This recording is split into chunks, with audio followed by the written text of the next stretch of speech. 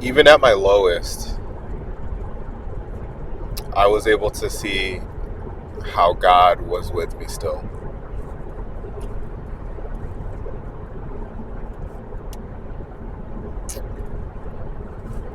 A few years ago, I had made the decision that I wanted to get into dog breeding. I have a thing for dogs, and I was kind of around it a little bit. From the outside, it looked like something I wanted to do. And so, of course, did my research, figure out what breed I wanted, and how I was going about doing so. I decided I wanted to breed American Bullies, and I wanted to start with a female and kind of grow from there. So I decided to get a puppy, and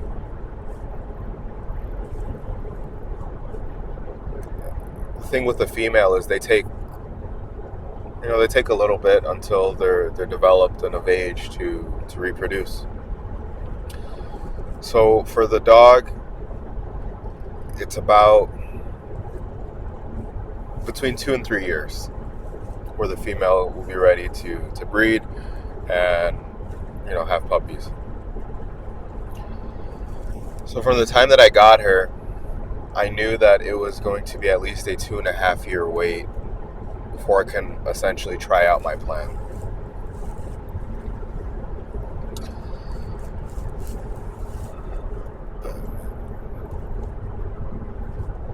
From the moment I got her, I started to have a little bit of issues with things. She just wasn't in the best. She had good health, but just weird stuff. She developed cherry eye from an early age, so just where kind of the corner of her eyelid will bulge out. I had to get surgery for that. She got UTIs a few times. So just in general, always had some little minute thing going on or whatever. And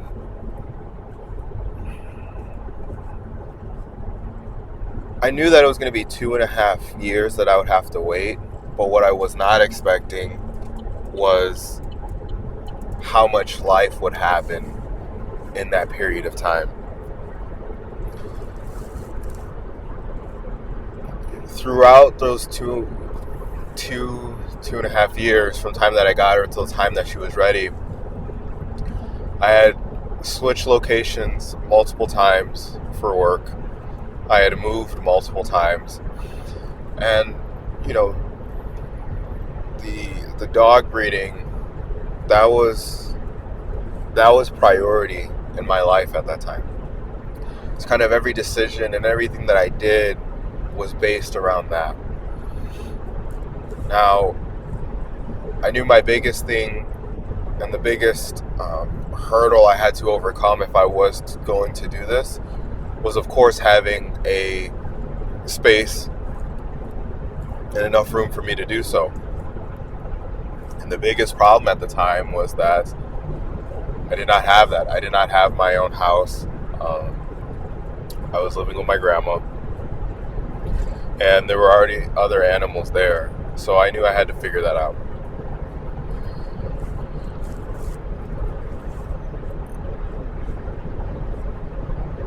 As time had passed,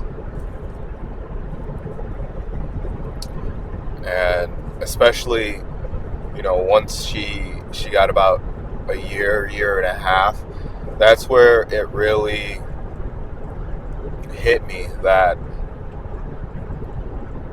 I was going to have to get my own space. I originally wanted to try and do it, while I was still staying at my grandma's house, but with there being other pets there and they didn't always get along, it was not the best environment to do so.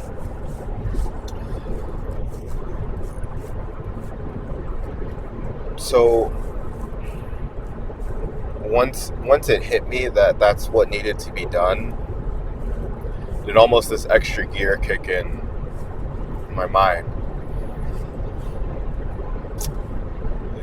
To help me accomplish my goal quicker, I decided to move locations for work. So I was driving about 100 miles a day or so back and forth to work.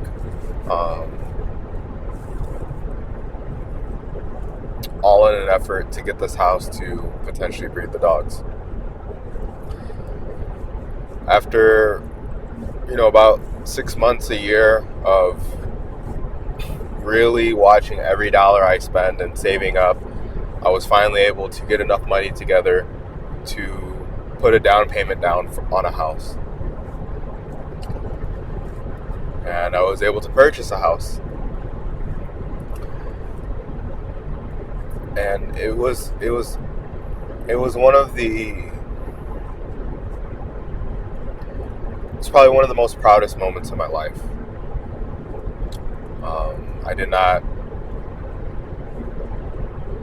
It was just something that I've been working for even longer than getting the dog breeding. But I guess, that's what really pushed me to do so. And so now I have this house and she's, maturing, becoming of age. A few things start happening. One, I moved somewhere closer job-wise, so I'm no longer, driving 100 miles a day. I now have a space for my dogs. But what I was not expecting was the person I would be. I now saw life a lot differently, and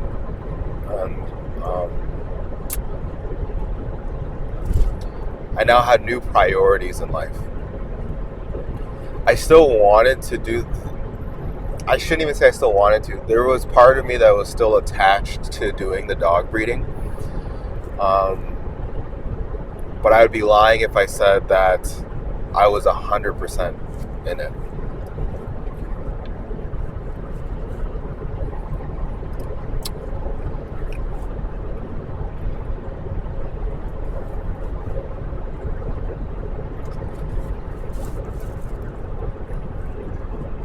And the reason why I was not in it fully anymore was because now I felt like I had a bigger purpose in life, a greater calling, I should say. And I didn't really see how dog breeding would fit into that higher purpose. But the thing is now, she is now 2 years old, coming up on 2.5. And as I'm, learning more about myself, figuring out what I like and I don't like, going through life, I'm really, not too sure anymore. And it was almost as if right when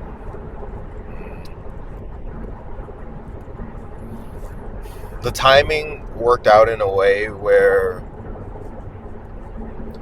when she was ready to breed, and that time had finally came that I was waiting for,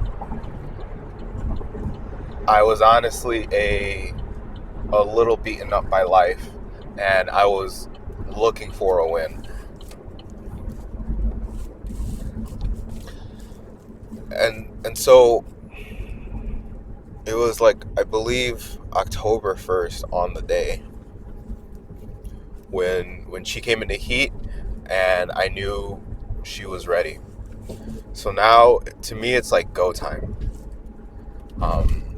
I had this goal of mine that I was working on for so long, and on top of that, a lot of people around me knew that's what I was working on.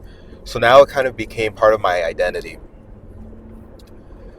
And so there was some hesitation, yes, but I ultimately decided, you know what? I've literally bought a house. I've put tens of thousands of dollars into this so far, and to back out at the last minute, just to me, it didn't. I don't know. I'm one to try, and if I fail, I fail.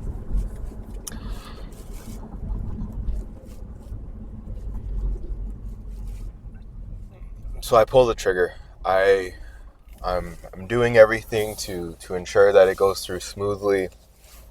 I get her artificially inseminated, and I'm just trying to do everything as um,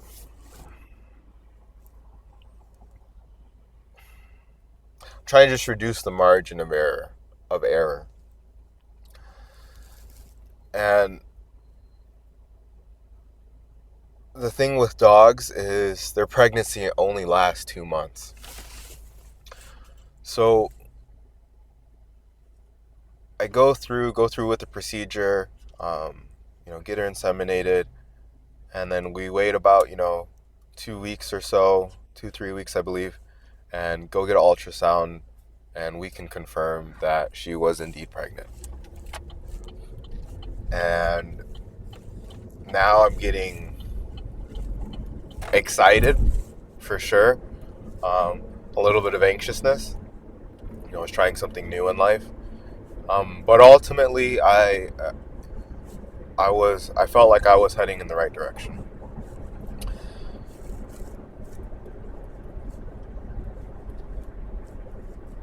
Time is going on. She's getting bigger and bigger and bigger, and I get an ultrasound done on her, and come to find out that she has, she's having, like, originally it told me like 7 or 8 puppies.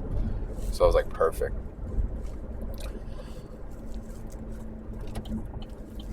Going, so far so good with everything. And we get to about about a week before, yeah, about a week before her due date. I still remember it was a Thursday. I was coming home from work, and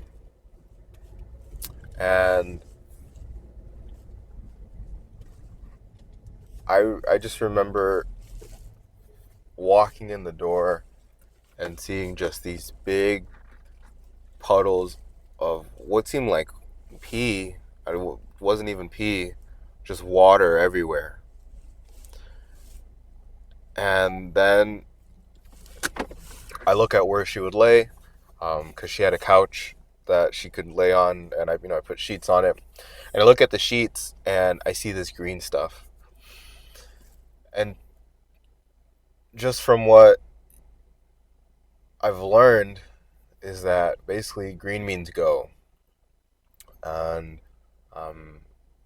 normally that's one of the indicators of if she's going into birth, or she's going into labor, or also there could be something wrong. And since their pregnancy is so short, me seeing this a week before is not a good sign. It's not the same thing as a human. There's a lot of development that happens in that last week. And I remember I just, get her together, get her in my car, and I take her to the nearest emergency vet. Because at this time, it's like 7, 8 o'clock at night. I know all the regular vets are closed. I I go, and um, just for them to see her and run the test and everything necessary, they told me it was $1,000. And at that time in my bank account, I probably had not much over $1,000. I'll say that. So I'm like, okay, whatever. And I remember them taking her back, and me just sitting in the lobby in my work clothes by myself. Um, just super. I was really anxious because I knew of the work that I had put in to get to that point. And I knew how there was a part of me that I had to consider the option that these puppies may not make it.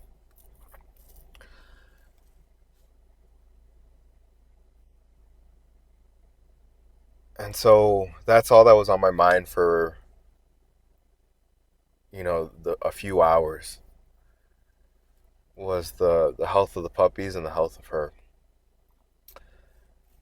And so they ended up calling me back around 11 or midnight. They called me from the waiting room, back to her room, and they told me that she had a miscarriage, and that not only did she have a miscarriage, but she had caught an infection. And in order to essentially save her life, she needed to have surgery that night. And and then they told me that to have surgery that night, they would have to call in a surgeon. Um, they would have to remove her uterus, and to do all that was going to be about like $10,000 or so. And it was in that moment where I had definitely hit probably one of the lowest points in my life. Um, and that was just in the sense of just just being like shattered, um, and devastated. I did not know what to think. Um, I knew I couldn't be sad. Well, I could be, but I knew I couldn't. As shitty as I may have felt in that moment, I knew, um, breaking down and crying essentially was not going to resolve the situation for me. Um, and I had honestly felt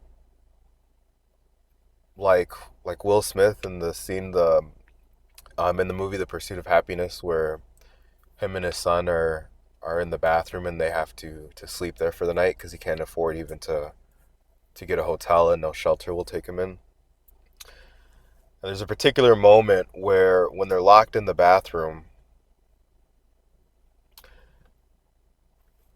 a guy knocks on the door trying to come in, and he's with his foot, he's keeping the door closed and keeping it locked. And I remember the feeling that he had on his face, as the tears ran down, and and that's what it felt like for me. Um, there's multiple reasons. One, I felt bad because I put her in this position. I put my dog in this position. I essentially risked her life. Secondly, was that yes, this was a goal of mine, but now the goal was done, at least in the way that that I was trying to execute it. Again, like they not only had to remove all the puppies, but they had to remove her uterus in the process, so she can now no longer have puppies. And lastly, um, having to pay $10,000. I didn't have $10,000. I did not in that moment. I really did not know what to do. I did not know what to do, and I think that was like the cherry on top, where just I was already very fragile and weak, but that was the tipping point of truly not knowing what to do. And I remember after the techs had talked to me and laid out the plan, I just remember looking at them, trying to hold back the tears and just say like I can't do that.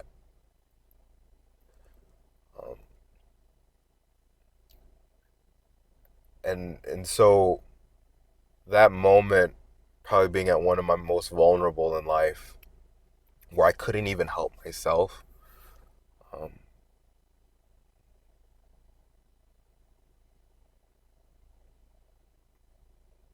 there was still a way out of it. And and that's where, I only look to, divine intervention, and, just having faith, essentially. One of the techs actually called around to a few other places that were open, and she found a spot in about an hour away from me that would do it for about half the price, and I could take her there right away. And so I was like, yeah, I mean, I was barely able to put enough together, but I was able to put enough together to cover it. And um, I remember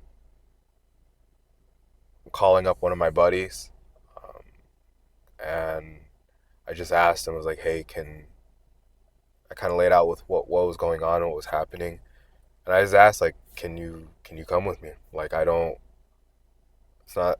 That was the only thing I was asking for. I don't know why, but yeah, I just asked if he could come with me, and he did. It was, about 1 a.m. at that point in time, and I left. I went to go pick him up, and we rode out there. And thankfully enough, she ended up having her surgery. All went well. She was able to recover, and you know, lived a long. I shouldn't say a long life, but she lived. You know, she was able to basically return to normal after that. A few weeks.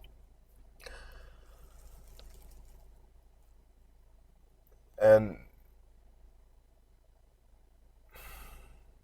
as cliche as it may sound, I do try to keep that in mind, that experience in mind, and I try to share it with other people. And I let people know that, I mean, we're all here. If you can watch this video, if you can, if I'm talking to you, you're talking to another person, you have not had a day kill you yet. One day will, but so far up until this point, there hasn't been a day that's done you in. And I use that, and I use that to strengthen my faith. I know that I may not always have everything that I want, but I will have everything that I need.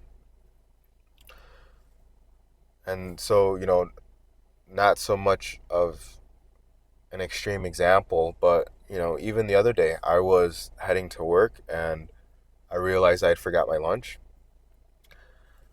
I am on a diet currently, and I remember thinking to myself, well, I can go get some food right now, but I would be breaking my diet,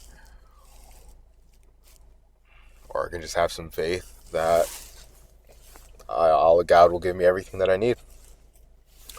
And so I decided, I was like, you know what, I'll live by faith right now. Go to work, and probably about 2 hours in, I'm helping, move a patient. And this patient, this patient's family was with them and brought the patient lunch. The patient, however, had just finished eating. And right after I got done helping with the move, the family member gave me her lunch, and it was like Jersey Mike's, but something healthier than what I was gonna get, more filling for sure, and it was roast beef, my favorite type.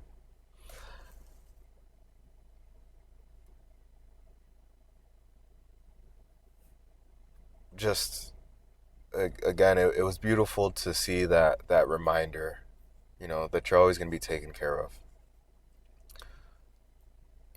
From the simplest things to the most extremes.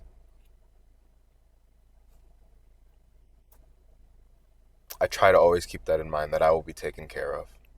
Even if I can't see things through all the way, even when I don't know what next week will be like.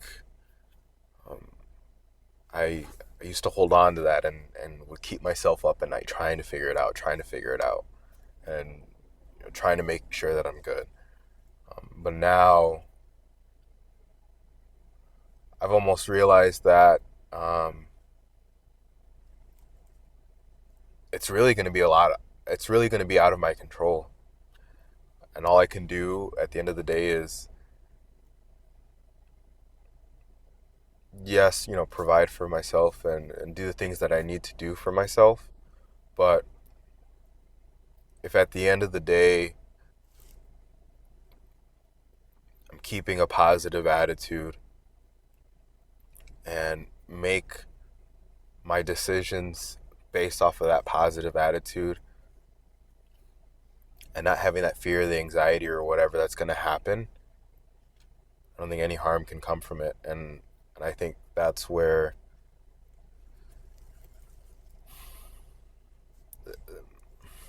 like the growth and the magic that I'm looking for lies. Right? Not reverting back to my old ways and trying to have everything mapped out and all that. Instead, keep that positive attitude, keep pushing forward throughout the day, and even if I don't know what the future holds or what it looks like,